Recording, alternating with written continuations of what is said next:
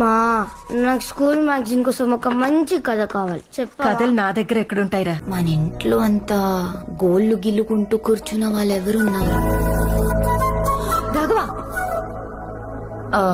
మా తమ్ముడికి school magazine కోసం కథ కావాలంట, చెప్తావా?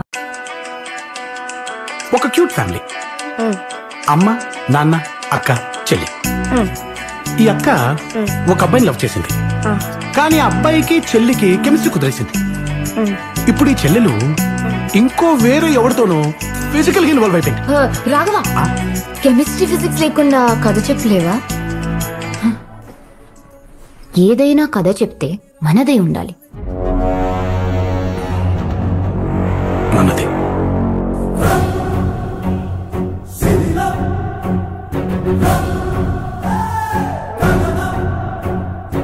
నాగార్జునుడు గురుకులం పూర్తి చేసుకుని తిరిగి వస్తున్న అతని కొడుకు రాఘవుడిపై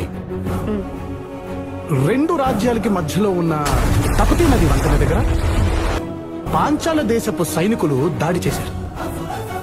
ఆ దాడిలో రాఘవుడి తండ్రి నాగార్జునుడు మరణించాడు. కానీ రాఘవుడు తన ఒంటిపై పడాల్సిన కత్తిని సగానికి విరిచి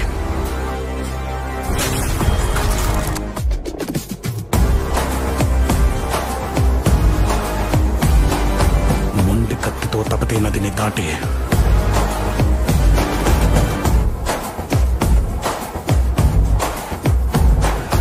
అక్కడే దగ్గరలో గట్టి పొదల్లో ఉన్న బసవేశ్వరుడి కంఠంలో ఈ మొండి కత్తిని దించాడు. రక్తం, శవాలు, ఏడుపులు, యుద్ధం తర్వాత కనిపించే దృశ్యాలివే. తన తర్వాత తరాలకి దుస్థితి పట్టకూడదని రాఘవుడు తన దేశపు మంత్రితో మాట్లాడి, సార్ 100 అడుగుల్లో నీరు పడుతుందంటే 99 అడుగుల వరకు తవ్వాపేసేవాడిని ఏమంటారు? మీ విజ్ఞతగా వదిలేస్తున్నాను. ఈ ఒక్కడుగు 100 అడుగులతో సమానం సార్. తవ్వి చూడండి. రాజ్యాన్ని కత్తిని వదిలేసి వెళ్ళిపోయాడు.